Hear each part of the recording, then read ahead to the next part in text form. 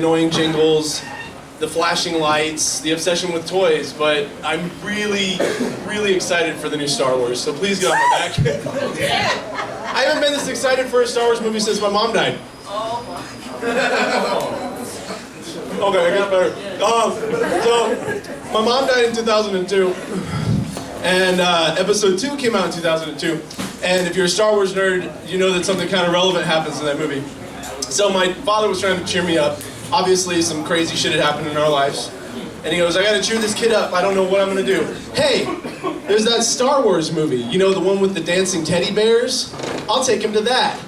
And in episode 2, there's a scene where Anakin, Darth Vader's mom, dies.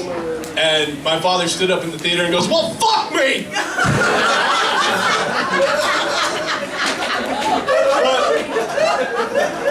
I'm really excited for the new one. I mean, what's with all the mystery? Like, C-3PO's got a red arm.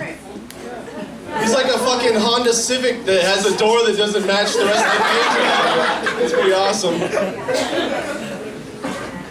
No, I'm excited, I am. I feel like a stereotype. I showed up late to work the day that weed was legalized, and I was high with toothpaste on my shirt because I don't want my breath smelling weed.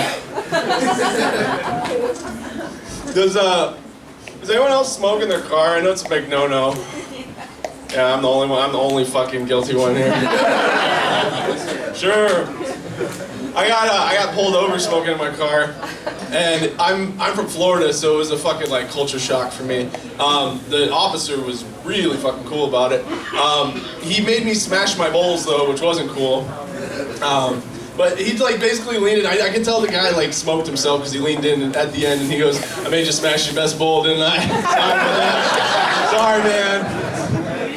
But it was interesting to me because in Florida they would have been like taking a comb to my car's carpet and like putting everything they find, you know, like stuff that's actually weed, you know, stems, seeds, fucking discarded lettuce from my fast food excursions. And then they would put it on a scale and they'd weigh it out and they go, that's about an 1/8. Yeah, you're going to jail. So it was interesting to me. It was crazy. I didn't want it to happen again, so I invested in something called a sploof. Have you guys heard of a sploof? It's not a sex move. It's actually like you take a paper towel and you wrap it in a sock and you stuff it with dryer lint, and it's supposed to neutralize the smell of weed. So I was driving around with one of those for a while, and it didn't help too much. But you know, people want to act like pot makes you hallucinate. I think the only time that it makes you hallucinate is when you're driving and you think that you see sirens in the rear view, but it's actually just some dick in a Subaru that's just Mr. Adventure Dan taking his fucking family all over this great magical wonderland of Oregon. It's like, dude, I'm trying to fucking smoke in my car successfully, you know, like, think about everyone's safety here. Don't, what are you doing? Weed helps with a lot of stuff, though. I can't get this thing lit. Weed helps with a lot of stuff. Movies, for one thing.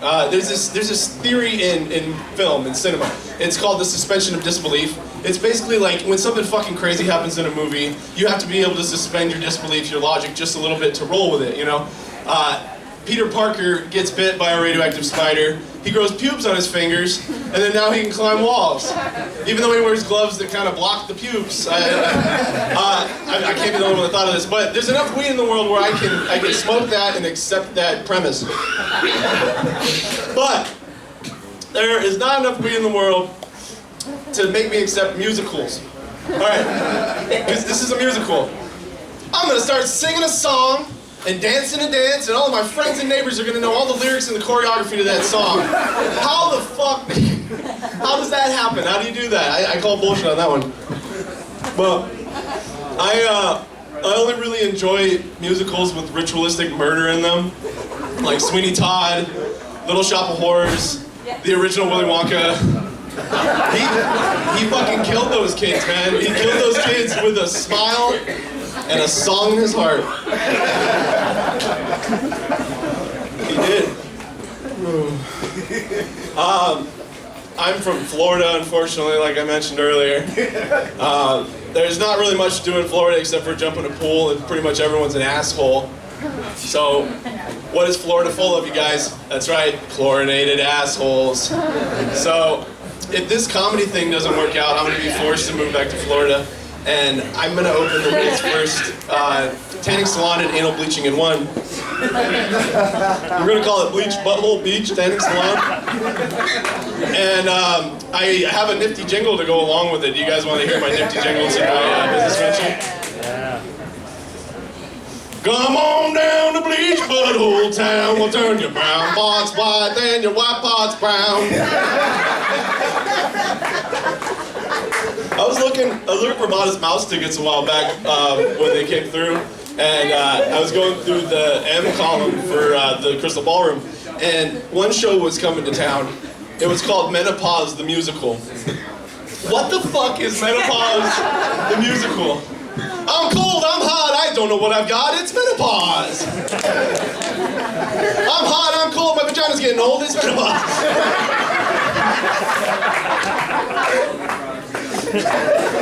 But I'm a millennial, so I don't really have a personality. I just communicate through t-shirts. Nostalgia's all we got, man. I am a beefy 2-layer nostalgia burrito right now. Oh, no. You know, I got this shirt at Walmart, so I have one thing in common with the Chinese kid who made it. I have no idea who this fucking character is, but I know I'm excited about the movie. So, nostalgia is not something to follow my fellow millennials, and I feel like this is a big enough soapbox to be standing on right now. And so, I'll give you a prime example. My favorite movie from childhood was called Surf Ninjas. Has anyone seen Surf Ninjas? Basically Ninja Turtles without turtles. So there's this red-haired guy in Surf Ninjas, and my memory of him is he's the most nuanced man I had ever seen. He was charismatic and funny. Every scene that he was on the screen, I couldn't peel my eyes away. I looked that up in 2015 on IMDb. The red-haired guy is fucking Rob Schneider. That's what I wanted to emulate as a kid, so nostalgia will blind you. But I'm getting older. I'm 27 now, which is interesting because all of my heroes like died around that age, and they had produced a lot. So I really got to get my shit together because I got to get like those 4 first albums out, and then all the like vault stuff that I can release when I die. So I don't have a whole lot of time. Probably do more drugs. But I realized that it comes down to dedication. The only thing that I've like devoted that much time to is the Legend of Zelda games. Like 17 years of my life, and I still have to fucking correct people that it's not Zelda, the main character, it's Link. It's a completely different person. And I actually had a feminist tell me, she's like, I love those games because, you know, you play as a girl and it's just, you know, there's not a lot of games like that. And I was like, I couldn't bust her bubble on that one. Like, it's a fucking dude. I'm sorry, he's androgynous, so it's like gender is fluid. Thank you, Zelda. But I don't know. When we're getting like nostalgic about like Nintendo as well, is another thing my generation loves. Not all the Nintendo games were great. A lot of them fucking sucked. A lot of them were movie games that were just like pushed out with no polish. My favorite one of those was What's Eating Gilbert Grape the game. I still remember the bonus level to this day. It's a empty town that you drive through to get his mom's diabetes medication.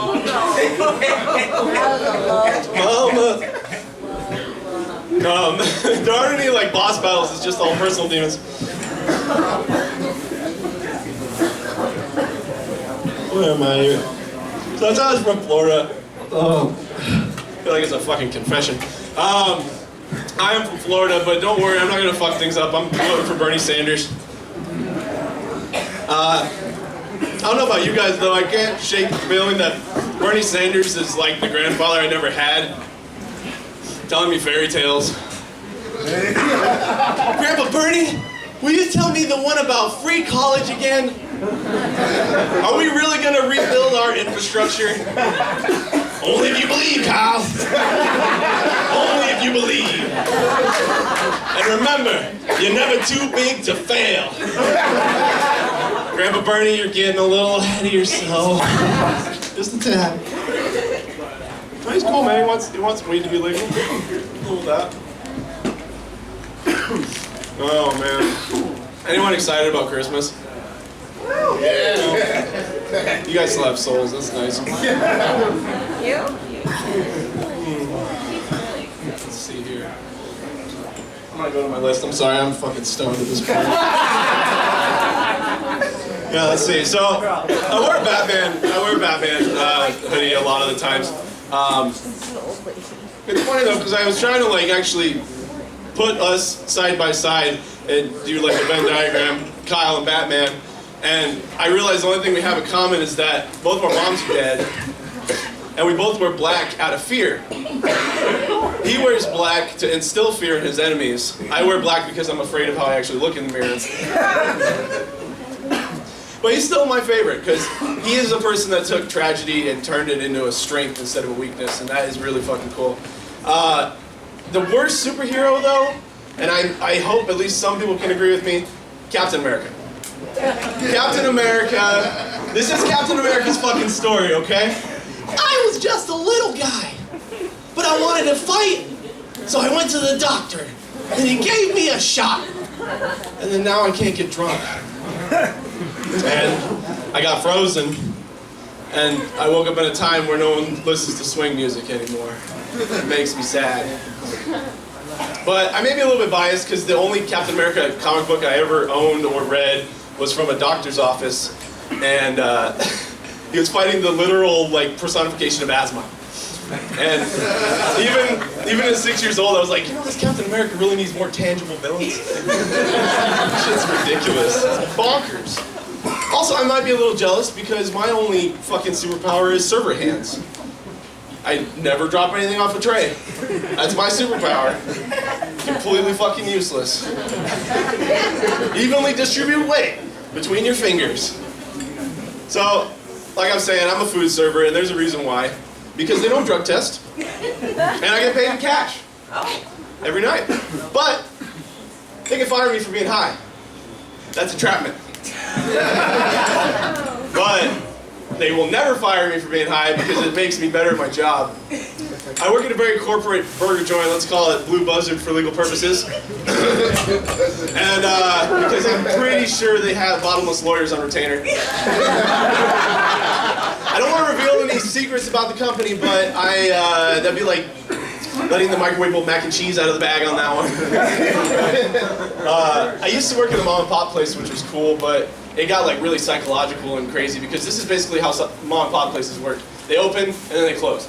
And there's a long, depressing period in between that where sometimes optimism wanes. And so my situation was, I was at a mom and pop place. It was like a European bistro. And they played a lot of ambient music to create ambience, get people in there. Frank Sinatra was some person that they played a lot, you know?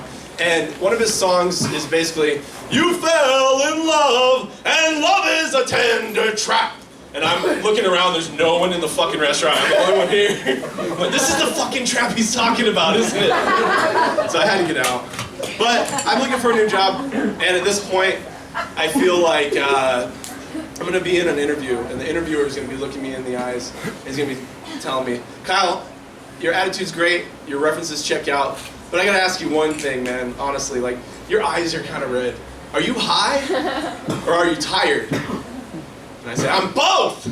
I'm hired! And then we high five and smoke a bowl in the back, because that's how the shit works now, you know? Like, all right, so I've got one last thing. The open micers have a card game that they're going around. And I want to tell you a little story, and I want to give this away to the highest person in the room. This is a Doug Benson card for the open mic night. So I'm going to tell you about the time I met Doug Benson. I'm going to close it on this. So I was super excited about this. I rolled a joint just in hopes that he would smoke with me because he's very famous for smoking with his fans. I ended up in the front row of Helium. I got to be part of the show. And I got the shout out for Doug Loves Movies, which was fucking awesome.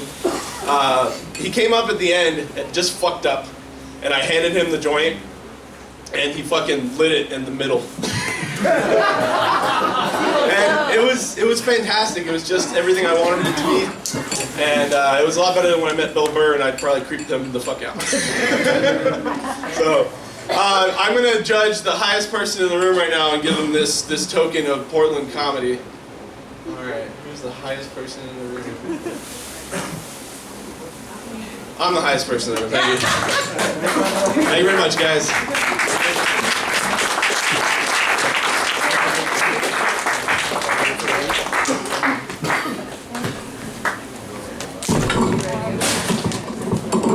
One more time for Cal Adams!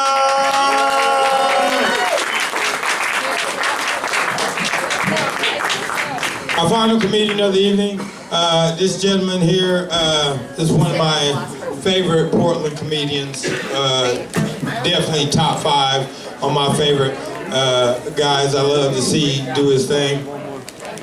And you guys are gonna love him too.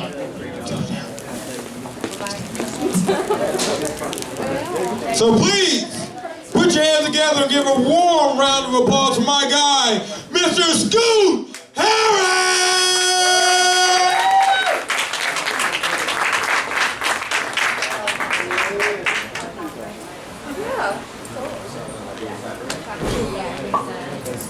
Oh, that was fun.